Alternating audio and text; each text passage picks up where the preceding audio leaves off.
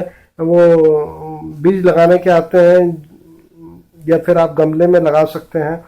तो घर में अगर आप लगाना चाहते हैं तो पत्ता गोभी लगा सकते हैं, बैगन, शिमला मिर्च, फूल गोभी, खरीद प्याज की रोपाई कर सकते हैं, प्याज लगा सकते हैं घर में दोस्तों गमले में। और किस तरह से लगाते हैं मैंने वो एक वीडियो बनाया था, आप ज़रूर देख लीजिएगा यूट्यूब में। तो आप जो है बैगन, मिर्ची, भिंडी की फसल में जो है अगर ये लगा चुके हैं, खेत में लगा चुके तो निराई गुड़ाई कर लें, जल निकास व फसल सुरक्षा की अच्छी व्यवस्था कर लें। अगर आपने घर में लगाया है तो फिर घर में जो है आप आजू बाजू में निराई गुड़ाई तो करते ही रहें। घर में जितने भी गमले में पौधे होते हैं या फिर अपने घर में आंगन में होते हैं, उन सब पौधों में इस बात का ज़रूर आपको ध्यान रखना चाहिए कि निराई गुड़ाई करते रहें, ज़्यादा जो है जल जमा ना हो, और इस बात का ध्यान रखें। कद्दू वर्गीय सब्जियों में मचान बनाए, यानी कि बेल लगाने के लिए आपको जो है मचान बनाना पड़ेगा, तो वो बना लें। अगर घर में है तो मचान बना लें, या फिर अगर खेत में है तो आपको तो आसानी से मचान बनाना आता है। उपज में वृद्धि के लिए जो है और फल जो है वो एकदम बढ़िया और स्वस्थ हो, इसलिए आपको मचान बनाना जरूरी है। परवल लगा लें, मघान नक्षत्र में आप लगा सकते हैं परवल। तो परवल जो है 15 अगस्त के आसपास आप लगा सकते हैं। अब 15 अगस्त तो निकल चुका है, तो आगे आप लगा सकते हैं, ये महीना पूरा कभी भी लगा सकते हैं। अब मैं आपको बताता हूँ, आम, अमरूद, बेर, आंवला, नींबू आदि के नए बाग लगाने का समय चल रहा है। अगर आप नया बाग अगर खरीदे हैं तो इस समय लगा लें। आम लगा लें, अमरूद लगा लें, बेर लगा लें, आंवला लगा लें, नींबू लगा लें। कैसे लगाना है, किस तरह से खाद डालनी है, इसके ऊपर मैं प्रोग्राम बना चुका हूँ मित्रों, तो आप मेरे चैनल में ज़रूर देख लीजिएगा। जैसे कि अगर आप आम की खेती कर रहे हैं तो देख लीजिएगा कि आम की खेती में क्या क्या चीज़ की ज़रूरत पड़ती है, वो मैंने बनाया हुआ प्रोग्राम, तो आप ज़रूर देख लीजिएगा। तो सबके बनाया मैंने, बेर, आंवला, नींबू सबका बना रखा है। तो आप जो भी करना चाहते हैं वो लगा सकते हैं और लगाएं। और एक बात मैं खास तौर से आप लोग को कहना चाहूँगा, पौधा हमेशा जो है विश्वसनीय पौधशाला से लाएं, जो सरकारी होती है वहाँ से लाएं, या फिर कोई बहुत बड़ी जो वो है वहाँ से खुद जाके लाएं। क्योंकि क्या है दोस्तों, आप मेहनत करके आप आम का पौधा लगाएंगे, अमरूद का पौधा लगाएंगे, बाद में 2-3-4 साल बाद जब फल फ्रूट आने लगेंगे और आपकी इच्छा अनुसार नहीं होगा, तो आप जो है आपकी पूरी जो है 3-4 साल की मेहनत बर्बाद हो जाएगी।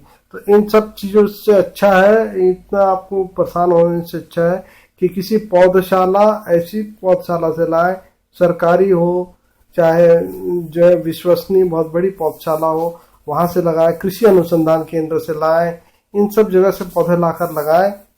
अब मैं आपको बताता हूँ कौन कौन से फूल वूल भी लगा सकते हैं या फिर इनसे संबंधित क्या काम कर सकते हैं।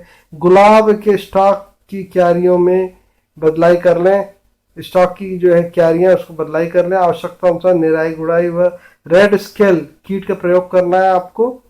रेड स्केल आता है, किसान भाई अच्छे से जानते हैं। रजनीगंधा के पोषक तत्वों के मिश्रण का 15 दिन के अंतराल पर छिड़काव करें तथा स्पाइक की कटाई करें। इसके अलावा अब मैं आपको बता देता हूं कि पशुपालन जो कर रहे हैं वो क्या करें। नए आए पशुओं तथा अवशेष पशुओं में गलघोटा का टीका लगवा लें। जो भी नए पशु आए हुए हैं और या पुराने हैं उनको गलघोटू का टीका लगवा लें। लीवर फ्लू के लिए दवाई पिला दें, या आपको जो है पशु चिकित्सक आपको आसानी से पिला देंगे। और चूंकि आप अगर घर में अगर आपने जानवर रखा है तो आपको मालूम ही होगा, तो आप खुद भी पिला सकते हैं। नवजात बच्चों को खीस यानी कोलेस्ट्रम अवश्य दे दें, जो छोटे बच्चे जो पैदा होते हैं गाय के या भैंस के। गर्भित पशु की उचित देखभाल करें तथा पौष्टिक चारा दें। पौष्टिक चारा दें ताकि बच्चा स्वस्थ हो और ज़्यादा से ज़्यादा मात्रा में बच्चा जब बड़ा हो तो आपको जो है दूध दे या फिर अच्छा उत्पादन करें, तो इसके लिए बहुत ज़रूरी है। पशुशाला को साफ सुथरा व सूखा रखें, पानी जमा ना होने दें। सावन का महीना है मित्रों, तो जो है पानी बहुत होता है और हम जानवरों को जो है अनदेखा कर देते हैं, लेकिन ऐसा नहीं करना है आपको। तो अपना जो है जो पशुशाला है उसको एकदम साफ सुथरा रखें। मच्छर से बचाव के लिए पशुशाला के पास में नीम का धुआं करें। नीम का धुआं कर ले, अगर आपके घर में भी अगर एक आध जानवर रखा है तो भी कर ले, घर में भी कर ले ताकि घर के भी मच्छर भाग जाए, और जानवर के आसपास भी जरूर कर ले ताकि उनको कोई मच्छर ना काटे। बाह्य परजीवी के लिए दवा लगाएं, अगर बाहर में अगर जानवर को किसी प्रकार की चोट वोट लगी तो उसको दवाई लगा दे। अब जो लोग मुर्गी पालन कर रहे हैं वो क्या करें, मुर्गी के पेट में कीड़े को मारने के लिए डियो मुर्गी की दवा दे दें। डियो मुर्गी आती है दोस्तों, ये आपको मिल जाएगा वहां पे, वहां से ले ले। मुर्गी खाने को सूखा रखें तथा बिछावने को पलटते रहें, जो बिछावना है उसको पलटते रहें। मुर्गी खाने में अधिक नमी हो तो पंखा चला लें, पंखे से सुखाएं उसको। पानी का क्लोरीनेशन अवश्य करें, इस बात का ध्यान रखें। तो जो मुर्गे पालन कर रहे हैं वो भाई बंधु अच्छे से जानते हैं और उनको मालूम है क्या करना है, लेकिन क्या होता है कि इंसान जो है जल्दबाजी में भूल जाता है। इसलिए मैंने अगस्त के इसमें प्रोग्राम बनाया हुआ है ताकि अगस्त में कोई भी किसान भाई हो, पशुपालन करने वाला हो या फिर खेत से संबंधित कोई भी चीज हो तो वो जो है उसको जो है याद आ जाए। तो अब मैं आपको बताता हूँ दोस्तों, धान अगस्त माह के कृषि कैलेंडर के अनुसार शीघ्र पकने वाली प्रजाति जैसे कि साकेत 4, रत्ना गोविंद, नरेंद्र 97, नरेंद्र 80 की रोपाई यदि नहीं हुई है तो शीघ्र पूरी कर ले आप लोग। परंतु इस समय रोपाई के लिए 40 दिन पुराना पौध का प्रयोग करना है। 15 गुणित 10 सेंटीमीटर की दूरी पर प्रति स्थान 3 से 4 पौधे लगाएं। धान की रोपाई के 25 से 30 दिन बाद अधिक उपज वाली प्रजातियों में प्रति हेक्टेयर 30 किलोग्राम नाइट्रोजन या फिर 65 किलोग्राम यूरिया तथा सुगंधित प्रजातियों में प्रति हेक्टेयर 15 किलो नाइट्रोजन या फिर 33 किलो यूरिया की टॉप ड्रेसिंग से करना है। किसान भाई जानते हैं टॉप ड्रेसिंग से कर लेवे। नाइट्रोजन की इतनी ही मात्रा की दूसरी व अंतिम टॉप ड्रेसिंग रोपाई के 50 से 55 दिन बाद करनी है।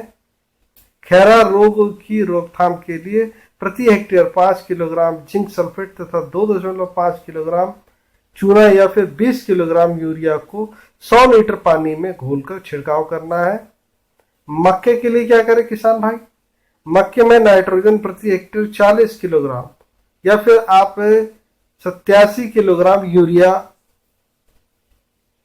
या फिर दूसरी व अंतिम टॉप ड्रेसिंग बुआई के 45 से 50 दिन बाद नरमंजरी निकलते समय करनी चाहिए। ध्यान रहे कि खेत में उर्वरक का प्रयोग करते समय पर्याप्त नमी होना बहुत जरूरी है। मैं हमेशा से किसान भाइयों को कहता आया हूँ कि जब भी आप उर्वरक का प्रयोग करें या किसी भी दवाई का छिड़काव करते हैं तो पर्याप्त नमी होना चाहिए।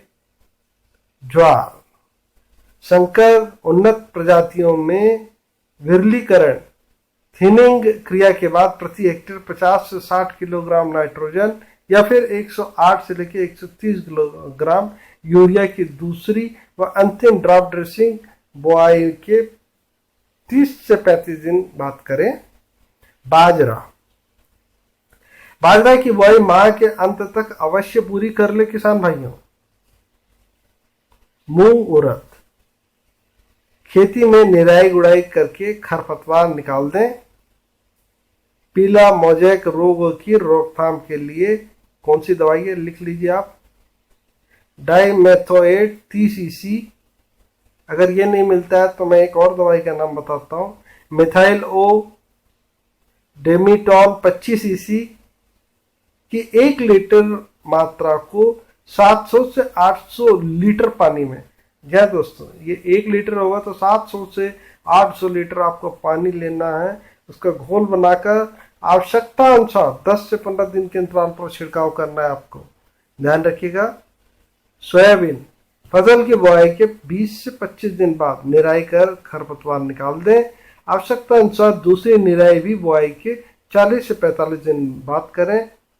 सोयाबीन पर पीला मोजैक बीमारी का विशेष प्रभाव पड़ता है, अतः इसकी रोकथाम के लिए डाइमेथोएट 30 EC जैसे कि मैं आपको बता चुका हूँ 700 से 800 लीटर पानी के घोल में मिलाकर प्रति हेक्टेयर की दर से छिड़काव करना है आपको, याद रखिएगा, प्रति हेक्टेयर का बता रहा हूं मैं।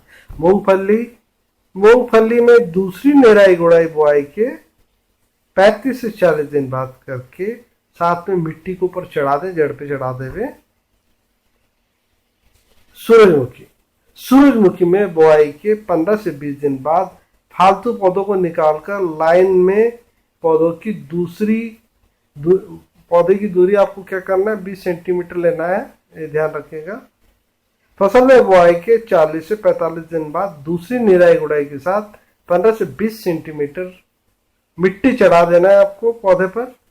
गन्ने को बांधने का कार्य इस माह में अवश्य कर लें। इस समय गन्ने की लंबाई लगभग 2 मीटर की हो जाती है। ध्यान रहे कि बांधते समय हरी पत्ती एक समूह में न बांधें, इस बात का ध्यान रखिएगा दोस्तों। किसान भाइयों, अगर इस तरह का आप ध्यान रखते हैं तो आपको ये माह में आप अपने सारे कार्य कर लिए हैं, और नहीं किए हैं तो जल्दी से कर लें। उम्मीद करता हूँ मैंने आपको जो जानकारी दी वो आपको